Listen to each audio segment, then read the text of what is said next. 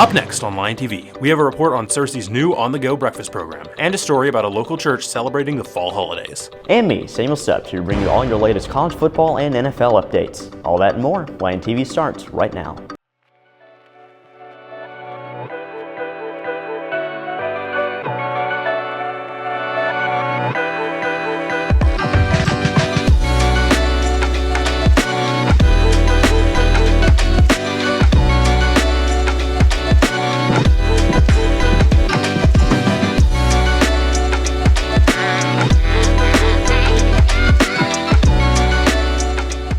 Good morning, Cersei High. Welcome back to another episode of Lion TV. I'm Marley Snow. And I'm Warren Kemp. We hope you had a good start to your week, Cersei. Now let's get straight into those student announcements.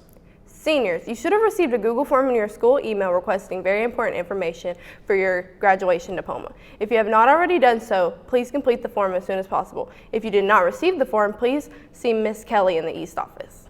We will be offering the ASVAB in the library on December 10th. If you missed the initial sign-ups and are interested in taking it, please see Mr. Hughes in the Guidance Center. Baseball tryouts will be held December 5th from 4 p.m. to 5:30 p.m. at SHS baseball field for any 9th through 12th grade student. Please bring the following: current copy of physical, baseball pants, glove, and hat. If you're a catcher and have gear, please bring it. Hey Marley, the library's new breakfast option has done pretty well since it opened. Sounds appetizing. Good thing Catering to Grow has more information about how it got started. A new addition to this school year is the to-go breakfast and coffee with all the great outcomes. I like it because we've got some new things that we're trying. We've got the breakfast smoothies, and then we've got the coffee options as well. And it's always good to start your day off with a little caffeine. Caffeine is a need to help students stay awake during the day. The new coffee and breakfast idea has helped in many ways. It gives the students down here at this end an opportunity to come in here and get breakfast without having to go all the way down to the other end of the school. And we're going to have a much more variety. I think it benefits them because it gives them another option for breakfast, which is on the other side of the building. And then that way they can, if they have a time crunch, they can end up having that breakfast to start their day off. This idea has made it so the students make it to class on time every time. These meals include what students can normally get in the cafeteria. Breakfast will give them a good start to their day, wake them up, get them going and ready for classes. Thanks to the staff that helped us get places, including the chefs that help make the plans. We'll end up getting with our district chefs and regional chefs that are with other school districts, and we'll do other states, surrounding states within the United States, and then we'll end up, we'll have regional calls, Zooms, and those chefs will let us know what's been real popular. It's just like the regular lunch menu and breakfast menu. There are extras like the drinks as snacks, but the regular breakfast and fruit is included in their normal meal. To make this a good school year, I love this idea to be able to help students stay wide awake throughout the day. Now back to the news desk. Thanks, Caden. It really is a great kickstart to begin the day and get us going. I couldn't agree more, but let's get into some local news.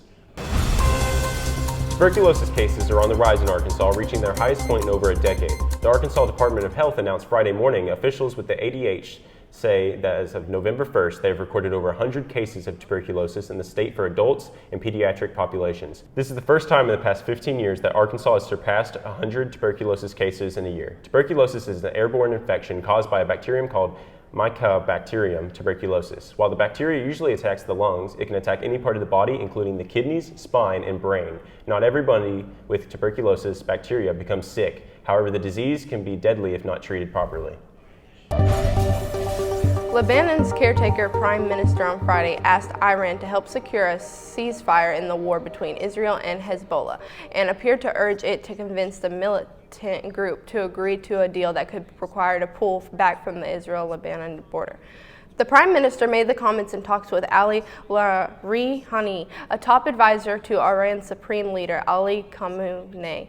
Larihani's visit to Lebanon comes as the United States continues pushing both sides to agree to a deal to end 13 months of exchange of fire between Israel and Hezbollah. Hezbollah began fighting rockets into northern Israel the day of Hamas' surprise attack into Israel on October 7, 2023. Ignited the war in Gaza, promoting exchange between the two sides ever since. 3 former Memphis police officers charged with murder in the beating of Tyree Nichols will go on trial in April.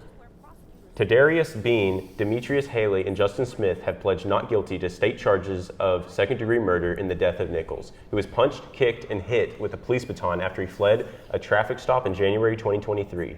During a hearing Friday, Shelby County Judge James Jones Jr. scheduled their trial in the state court for April 28th. Jones has set a November 25th hearing to discuss motions filed by defense attorneys to have the officers stand trial separately.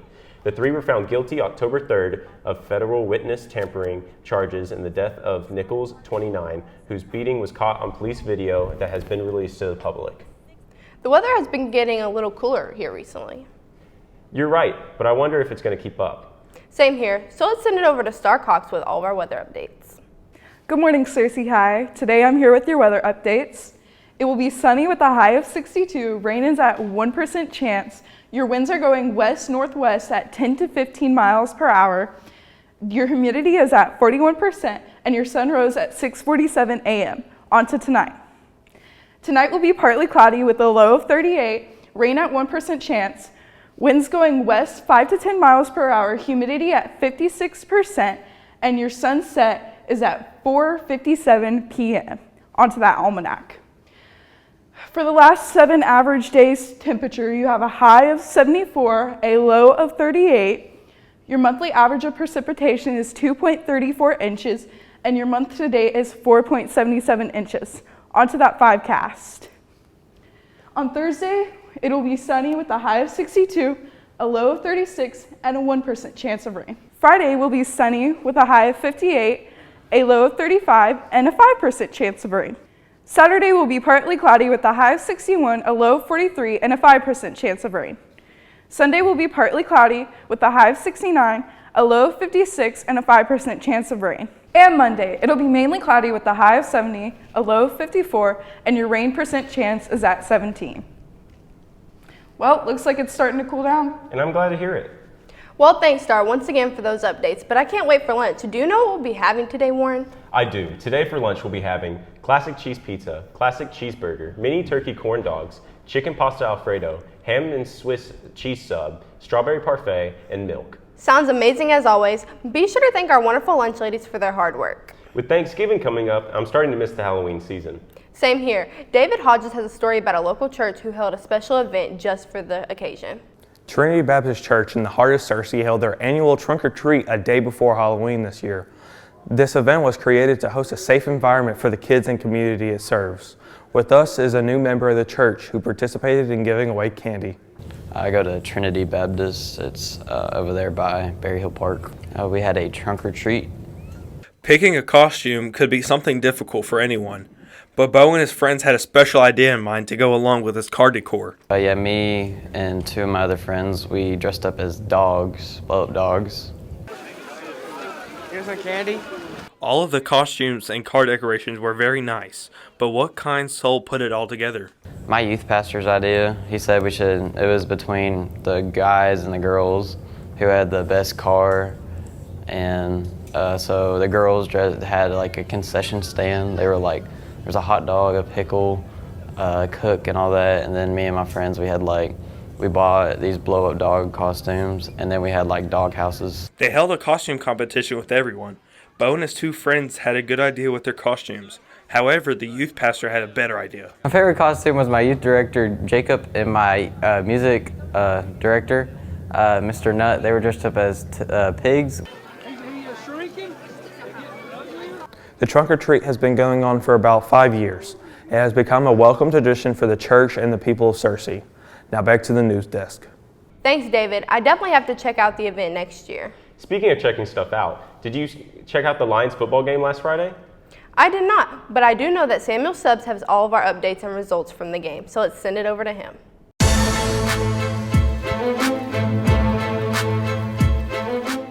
Good morning, Searcy. I'm Samuel Stubbs here with all your sports updates. In local sports, the Searcy Lions football team was eliminated from the 5A state playoffs on Friday, falling to the Morrilton Devil Dogs on the road. The loss capped Searcy's 2024 season, with the Lions putting together a 7-4 campaign. The Searcy Lions boys basketball team played last night, traveling to Lake Hamilton High School to take on Greenwood. We'll have the score and highlights from that game in our next show. The boys return home to Lion Arena tomorrow night, where we'll meet with Hot Springs Lakeside. The Searcy girls basketball team will play in the Lake Hamilton Classic this week, and we'll have results from their game on Tuesday on our next show. The girls will return to Lion Arena on December 3rd for the Searcy Bank Classic. In national sports, it was an exciting weekend in both professional and collegiate football. In the collegiate ranks, Texas traveled to Fayetteville to take on Arkansas, with the Longhorns escaping with a 20-10 victory. The Georgia Bulldogs took down Tennessee 31-17 in Athens in a crucial game for college football playoff ramifications, and the Kansas Jayhawks pulled a stunning upset on the road, beating number 6 BYU 17-13. In the NFL, a strong defensive performance by the Pittsburgh Steelers led them to a win over an AFC North rival in the Baltimore Ravens. Taysom Hill led the Saints to a 35-14 victory over the Cleveland Browns. Josh Allen's heroics carried the Buffalo Bills to a win over the undefeated Chiefs, and the Chargers continued to ride a wave of momentum to their fourth straight win on Sunday Night Football over Joe Burrow and the Bengals. That's all the sports updates I have today, Cersei. Now back to the news desk with Marley and Warren. Thanks for the update, Samuel. Well, Cersei, unfortunately, we're out of time for today, but be sure to subscribe to our YouTube channel at Cersei High Lion TV.